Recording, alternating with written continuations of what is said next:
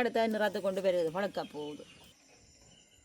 எல்லாரும் சாப்பிடணும் பார்ப்போம் என்ன சொல்லி நம்ம. வணக்கம் உறவுகளே, இன்றை பார்த்தீங்கன்னா நாங்கள் நல்ல பேரை மீன் தான் வாங்கி எடுத்துருக்கிறோம்.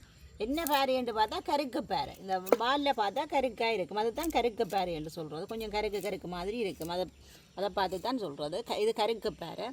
கறிக்கு நல்ல சுவையாக இருக்கும் இந்த மீன். நல்ல கருவாடுகள் பத்திய மீன். இது குழந்தை கிடைச்ச டைம்லாம் இது வாங்கி சமைச்சு கொடுக்குறது. நல்ல ஒரு மீன் வாங்கி எடுத்துருக்கிறோம். நாங்கள் இன்றைக்கு நல்ல மீன் குழம்பம் வச்சு நல்ல கோதுமை புட்டும் அவிச்சு தான் நாங்கள் இன்றைக்கு சாப்பிட போகிறோம். இதுதான் இந்த மீனில் உள்ள கறிக்கு. இதை வெட்டி எடுத்துகிட்டு தான் நாங்கள் இதை பீஸ் ஆக்கணும். இல்லைன்னா இது கறிக்குள்ளே போட எங்களுக்கு கொஞ்சம் சாப்பிட கஷ்டமாக இருக்கும். அதை கருக்க வெட்டி எடுக்க வேணும். இப்போ நாங்கள் எல்லாம் வெட்டி மீனை நல்லபடியாக க்ளீன் பண்ணி எடுப்போம்.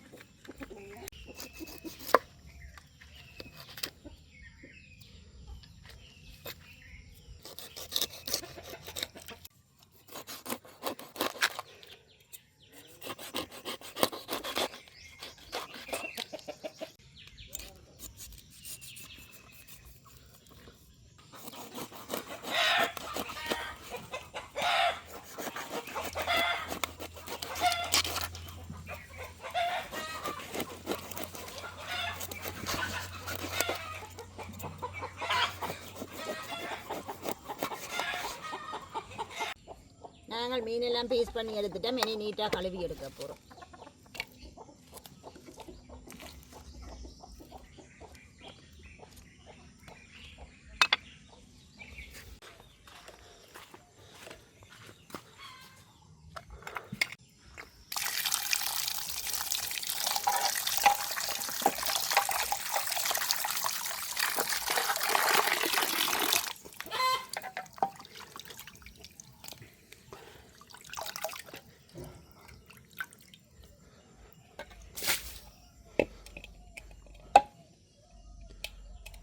நான் இப்போ மீன் குழம்புக்கு தேவையான கறிவேப்பெல்லாம் பிடுங்கி எடுத்துட்டேன்.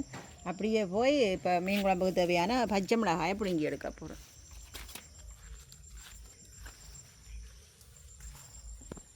மிளகா கண்டில் பழமும் வந்துட்டு நாங்கள் எங்களோட கறி தேவையை பிடுங்குறது தான் பிடிங்க கொண்டு விட மிச்சம் அந்த பழுக்குது மிளகா. ஒரு 5-6 கண்டு தான் வச்சுருக்கிறோம். கறிக்கு பிடுங்குறது தான் அப்படி இருந்து பழமும் வருது. அதில்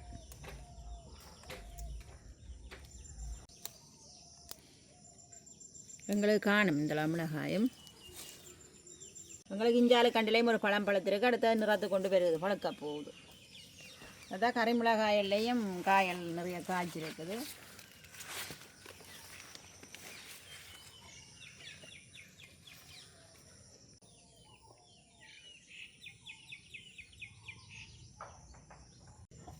இப்போ நாங்கள் மீனெல்லாம் வெட்டி கழுவி எடுத்துட்டோம். தேங்காய் பாலும் எல்லாம் தேங்காய் புதிரி பாலெல்லாம் புளிஞ்சு எடுத்துட்டோம். புளியும் கரைச்சி எடுத்து வச்சுருக்கிறோம். இப்போ கறிக்கு தேவையான வெங்காயம் பச்சை மிளகாயை கழுவி எடுத்து வெட்ட போகிறேன்.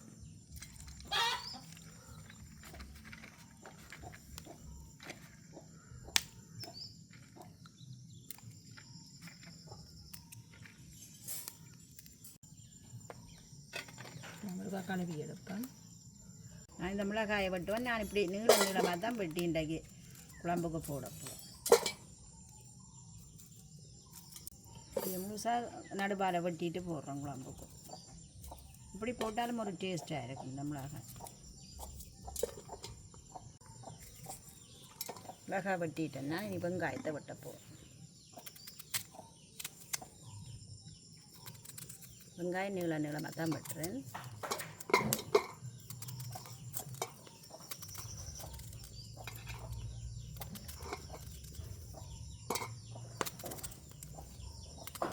எங்களுக்கு அங்கால மூட்டி விட்டு அடுப்பு நல்லா ஐட்டிக்குது.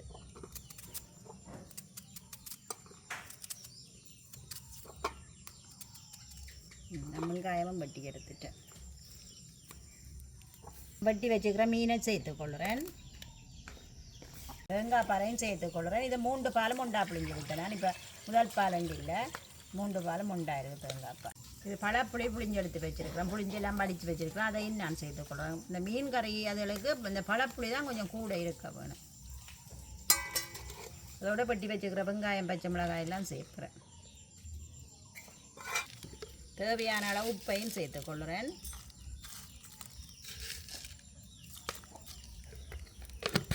தேவையான அளவு தூளையும் சேர்த்துக்கொள்கிறேன், மிளகாய்த்தூள். இந்த மிளகாய்த்தூள் வந்து உங்களோட காரத்துக்கு ஏற்ற மாதிரி நீங்கள் சேர்த்துக்கொள்ளலாம். எல்லாத்தையும் நாங்கள் வடிவாக கலக்குவோம். கறிக்கு தேவையான எல்லாமே சேர்த்துட்டேன்.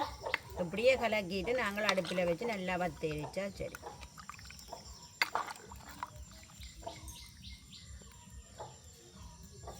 அடுப்பு நல்லா எரிஞ்சு கொண்டு இருக்குது. நான் அடுப்பில் வைக்கிறேன்.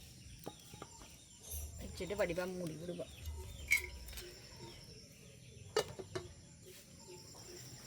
எரிச்சமண்டா சரி. திறந்து பார்ப்போம். கறி நல்லா கொதிச்சு கொண்டிருக்கு எங்களுக்கு.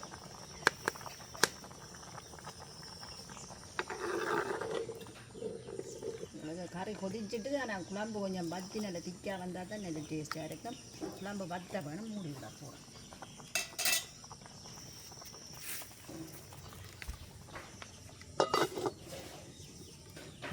அங்கால மீன் கறி எனக்கு ரெடி ஆகி கொண்டிருக்குது. எனக்கு கொஞ்சம் மிருண்டு கொண்டு பெருகுது. நான் புட்டு குழைக்க போகிறேன்.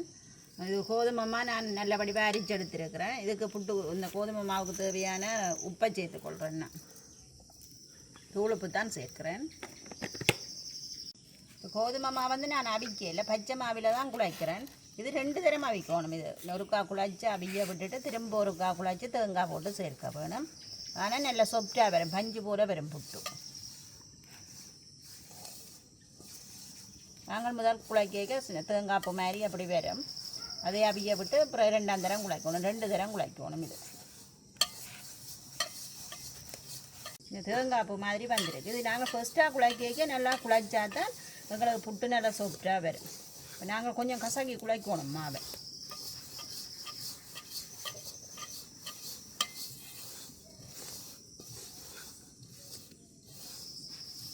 நல்லா போலண்டு தேங்காய் பூ போல் இருந்தால் தான் நல்ல மென்மையாக இருக்கும் புட்டு.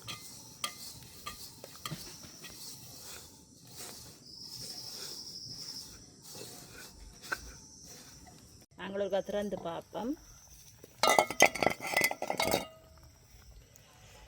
உங்களுக்கு கறிக்கெல்லாம் பற்றி ரெடி ஆகிடுது. கறி சரி, நாங்கள் இறக்கி எடுக்க போகிறோம். இதை நான் எல்லாம் வடிவாக குழச்சி எடுத்துட்டேன். இதை நீத்துப்பட்டியில் வச்சு அவிய விட போகிறோம்.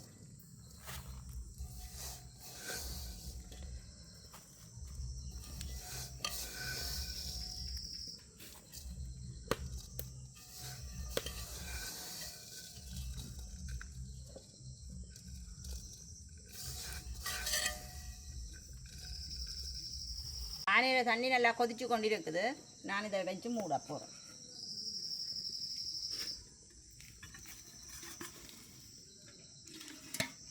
நல்லா ஆவியட்டு திறந்து பார்ப்பேன்.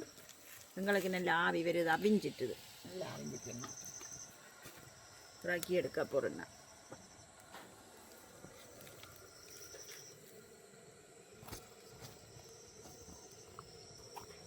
வந்து நாங்கள் முதல் அவிக்க நல்லா அவிய வேணும், நல்லா குழைக்கவும் வேணும், நல்லா அவியவும் வேணும். அப்போ தான் எங்களுக்கு புட்டு நல்ல பஞ்சு போல் வரும். சூடாக இருக்கே நாங்கள் தண்ணி சேர்த்து குழைச்சிடுவோம். பச்சை தண்ணி தான் சேர்க்கிறேன். முதல் சுடு தண்ணியில் குழைச்சேன்னா இப்போ பச்சை தண்ணியில் குழைக்கிறேன்.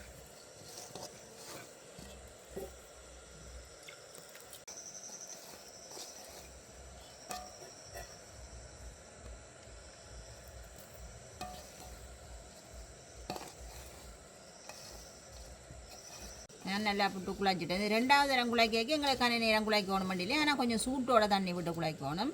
முதல் வெள்ளியாக இருந்தமா 2ஆவது தரம் அவிஞ்சு குழைக்க நான் ஒரு இளம் மஞ்சளாக வந்துட்டுது. இதுக்குள்ளே நான் இப்போ வடிவாக குழைச்சாச்சு தேங்காய் சேர்க்க போகிறேன். தேங்காய் பூ சேர்க்குறேன்.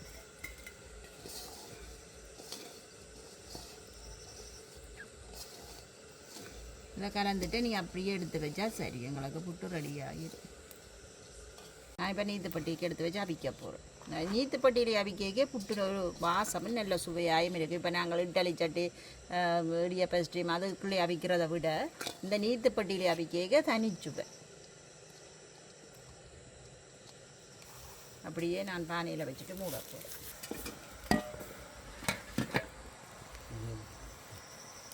நாங்கள் புட்டை திறந்து பார்ப்போம். எங்களுக்கு அவிஞ்சிட்டு போல இருக்கு, ஆவி வருது. நாங்கள் புட்டு அவிஞ்சிட்டோன்னு வாங்க இப்படி தட்டினா ஜம் பண்ணும், இப்படி ஒரு சத்தம் வரும். அவியாட்டிக்கு இப்படி அமர்த்தி விட்டு அமர்ந்து உள்ளுக்கு போயிடும். அதில் தட்டி பார்த்து நாங்கள் இறக்கி கொள்ளலாம் புட்டை. எங்களுக்கு இது நல்லா அவிஞ்சிட்டுது.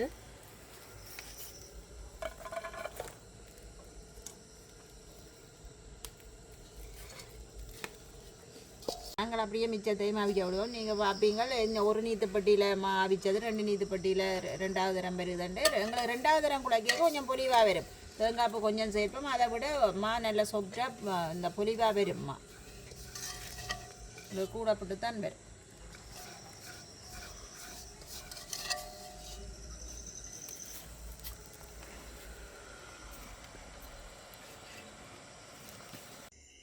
நாங்கள் எல்லாம் சாப்பாடு இல்லாமல் சாப்பிட போகிறோம்.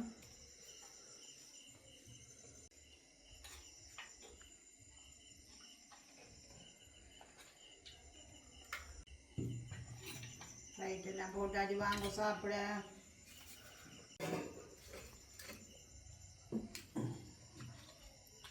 நாங்கள் இப்போ நல்ல பேர மீன் குழம்பும் வச்சு கோதுமை மாவு நல்ல புட்டு மாவிச்சு ரவு சாப்பாடு சாப்பிட்டு கொண்டு இருக்கிறோம். எல்லோரும் சாப்பிடலாம் பார்ப்போம் என்ன சொல்லி நம்மள்கிட்ட எப்படி இருக்கணும்.